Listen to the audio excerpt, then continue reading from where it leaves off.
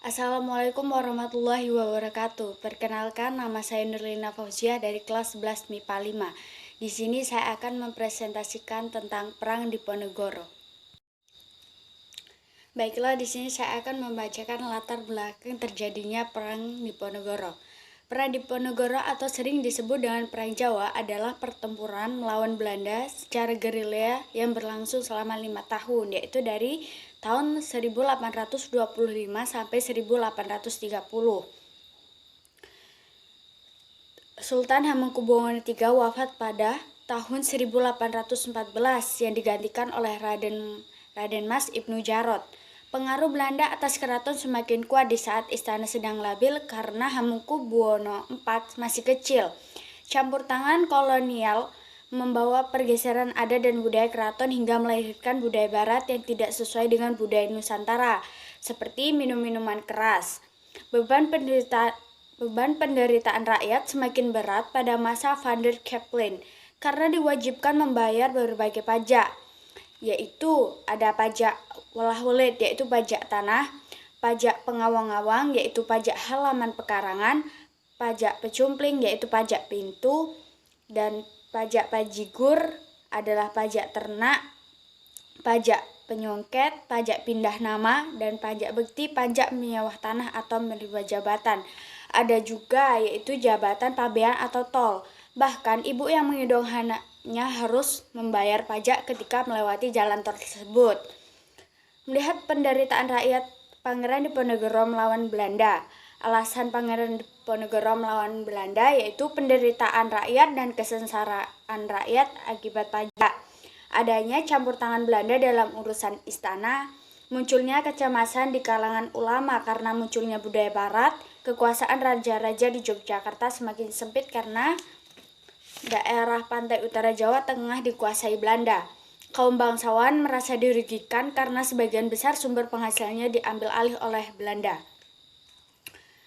Di sini bermula dari insiden Anjir, yaitu sejak tahun 1823 Jonkar Anthony Hendrik Smith-Merth diangkat sebagai residen di Yogyakarta. Dikenal sebagai tokoh yang sangat anti terhadap Pangeran Diponegoro. Ia bekerja sama dengan Pati Diponegoro untuk menyingkirkan Pangeran Diponegoro dari istana Yogyakarta. Di tahun 1825 Smith-Merth dan Patih Danurejo memerintahkan anak buahnya untuk memasang anjir yaitu pancang atau patok, dalam rangka membuat jalan baru. Pemasangan anjir sengaja melewati pekarangan Pangeran Diponegoro tanpa izin. Jadi patoknya itu melewati pekarangan yang dimana terdapat makam leluhur dari Pangeran Diponegoro dan tidak meminta izin kepada Pangeran Diponegoro terlebih dahulu.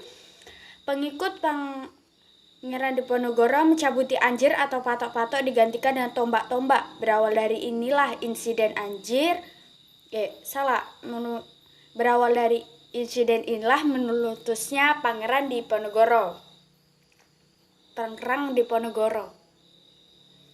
Pada tanggal 20 Juli 1825, rakyat Tegalrejo berduyun-duyun berkumpul di daerah Tegalrejo. Mereka membawa berbagai senjata. Mereka menyatakan setia kepada Pangeran Diponegoro. Belanda datang dan mengepung kediaman Pangeran Diponegoro di Tegalrejo. Tegalrejo di bumi hanguskan dengan berbagai pertimbangan. Pangeran Diponegoro dan pasukannya menyingkir ke arah selatan ke Bukit Selarong. Pangeran Diponegoro mengusulkan anggota keluarga, anak-anak dan orang yang sudah lanjut usia ke Dekso, yaitu daerah Kulon Progo. Pangeran Diponegoro membangun benteng pertahanan di Gua Selarong. Pangeran Diponegoro sudah mempersiapkan penggalangan dana, tenaga kerja, dan persenjataan. Pangeran Diponegoro mendapat dukungan luas dari masyarakat. Mengatur strategi di Selarong. Dipersiapkan tepat untuk markas komando cadangan. Pangeran Diponegoro menyusun langkah-langkah. Yang pertama, merencanakan serangan ke Keraton Yogyakarta dengan mengisolasi pasukan Belanda dan mencegah masuknya bantuan dari luar. 2. Mengirim kurir kepada bupati atau ulama agar mempersiapkan peperangan melawan Belanda. 3. Menyusun nama daftar bangsawan siapa yang sekiranya kawan dan siapa lawan. 4. Membagi kawasan Kesultanan Yogyakarta menjadi beberapa mandala perang yang dibagi menjadi 16 mandala perang yang dipimpin atau di bawah komando Pangeran Adinegoro, yaitu adik dari Pangeran Diponegoro. 3 minggu penyerbuan Tegalrejo, pasukan Diponegoro balik menyerang Keraton Yogyakarta dan mendapatkan hasil, yaitu memporak-porandakan pasukan Belanda. Pasukan Diponegoro berhasil menduduki keraton.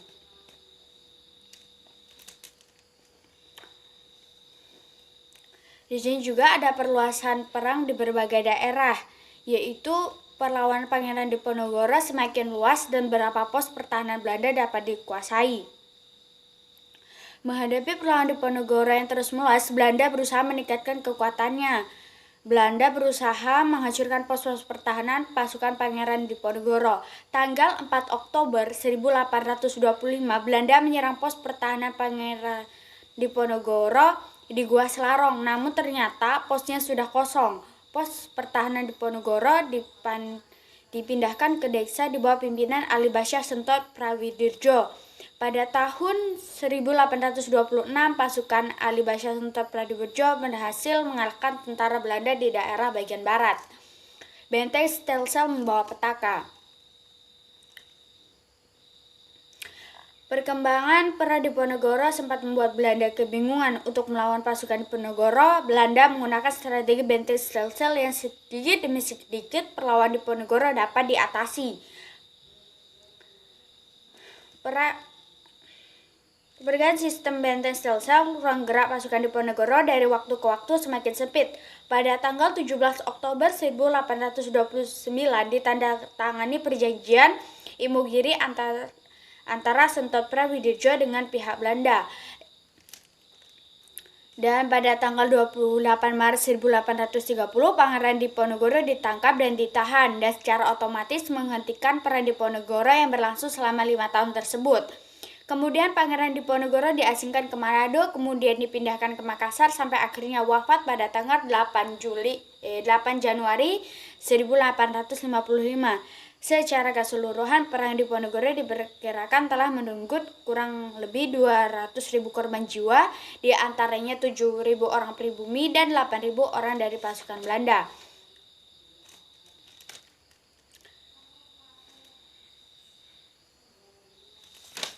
Di sini saya akan menyebutkan faktor-faktor dari sebab-sebabnya, dampaknya juga, dan tokoh. Faktor penyebab perang Diponegoro, yaitu sebab umum. Yang pertama, intervensi Belanda dalam urusan Kesultanan Mataram, yaitu Belanda mengadu domba dan bertindak sebagai penolong. Kedua, sebagian bangsawan merasa kecewa karena Belanda tidak mau mengikuti adat istiadat keraton, yaitu dia secara tidak langsung dia membawa budayanya sendiri dan menyingkirkan budaya Nusantara yang seperti tadi disebutkan, yaitu contohnya seperti minum-minuman keras. Kehidupan rakyat semakin menderita karena harus kerja paksa dan membayar berbagai pajak. Jadi rakyat di sini disuruh kerja paksa tanpa dibayar dan selain itu di samping itu rakyat juga disuruh membayar berbagai pajak yang saya sebutkan tadi.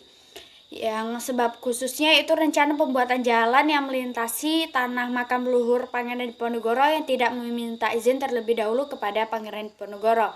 Jadi mereka memasang anjir atau patok yang saya sebutkan tadi itu melewati wilayah Pangeran Diponegoro, yang di mana wilayah tersebut terdapat makam leluhur dari keluarga Pangeran Diponegoro. Mereka memasang patok itu tanpa izin dari Pangeran Diponegoro. Dampak perang Diponegoro yaitu menelan korban tewas sebanyak 200.000 jiwa. Semakin parahnya perekonomian di Indonesia, perang ini mengeluarkan biaya banyak atau mahal. Hasil dari tanam paksa digunakan untuk membiayai pihak militer Belanda. Tokoh perang ada Pangeran Diponegoro, Kyai Mojo, Sentot Ali Basyah, Jenderal de Kock, Hendrik Schmisser. Dan yang paling menonjol di perang ini adalah Pangeran Diponegoro, dan ini adalah gambarnya. Dan dari Pangeran Diponegoro itu mempunyai nama asli Raden Mas Otowiryo, lahir di Yogyakarta 11 November 1785. Makamnya ada di Kampung Jawa Makassar, Sulawesi Selatan. Gelar pahlawannya terdapat di Kepres nomor 0087 TK 1967 6 November 1973, dan dia merupakan anak Sultan Hamengkubuwono III. Sekian presentasi dari saya tentang Perang Diponegoro. Saya akhiri, wassalamualaikum warahmatullahi wabarakatuh.